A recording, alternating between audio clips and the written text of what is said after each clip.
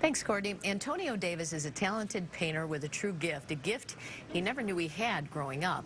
In 1994, a gunshot wound to the chest left him a quadriplegic. He could no longer use his arms. And that didn't stop him from attending the Art Institute of Chicago, where he learned to draw and paint with his mouth.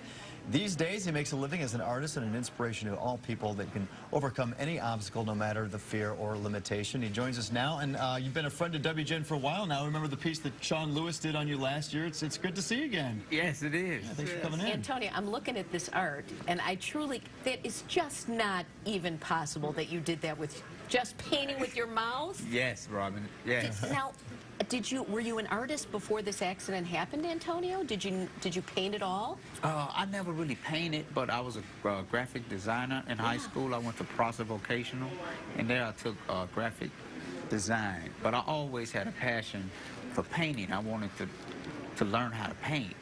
So, So how do you go from saying, I'd like to try this, to putting the paintbrush in your mouth and realizing you can actually make a nice looking picture?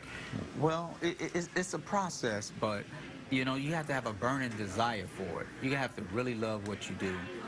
Did you start with just something small, Antonio? How did it start for you? Well, it started for me, well, I was painting earlier in my life. I was going to the Art Institute, and you know, when I got paralyzed, I was going to the Mobility Expo, and there I met Robert Thorne, an artist from the MFPA. Yeah. And he was a mouth painter. Now that's the Mouth and Foot Painters Association. Yes, the Mouth and Foot Painters Association. Okay.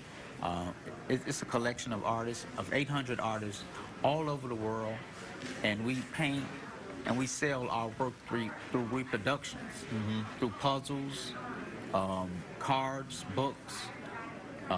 So that's our main source of income. We're looking at some of these examples. I mean, you've done hundreds of paintings here, and what strikes me is the detail that you're able to achieve.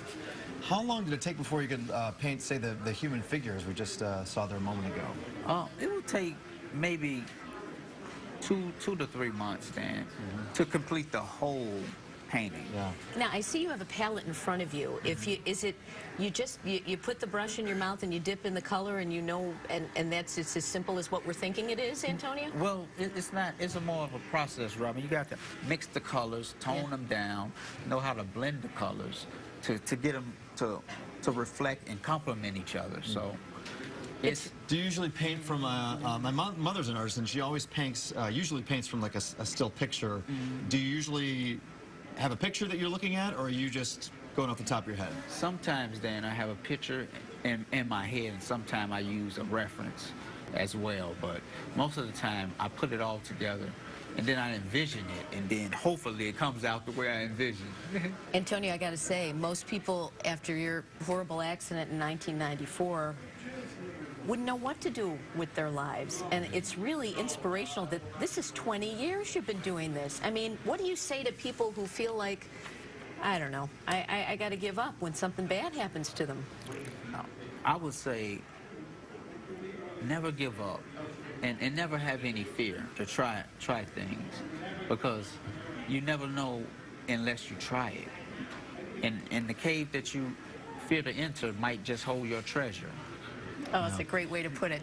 That's fantastic advice, and considering the gun violence that we've seen in Chicago this summer, do you follow the headlines pretty closely, and does it kind of break your heart to see this violence escalating the way it has? Yes, Dan. I mean, I would think that it would have tapered off, but it's getting worse and worse, you know, in our community. So, you know, one of my things is to go and speak to the youth and outreach the youth and talk to them about gun violence and continuing on their life and making the right choices.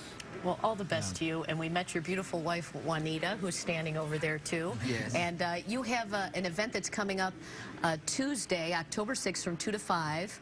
It's tomorrow at the Hyde Park Arts Center, and it's hydeparkart.org. Yes. And you're going to do a demonstration there. Yes, I am. People can see you in action. Well, Antonio, it's a pleasure meeting you. Oh, thank you, Robin. We appreciate you coming in. Thanks for being here. Okay. For more on Antonio, you can check out his website, MFPAUSA.com. Correct. All right. Thank you Thanks so again. much. Hey, thank you. Come back and see us.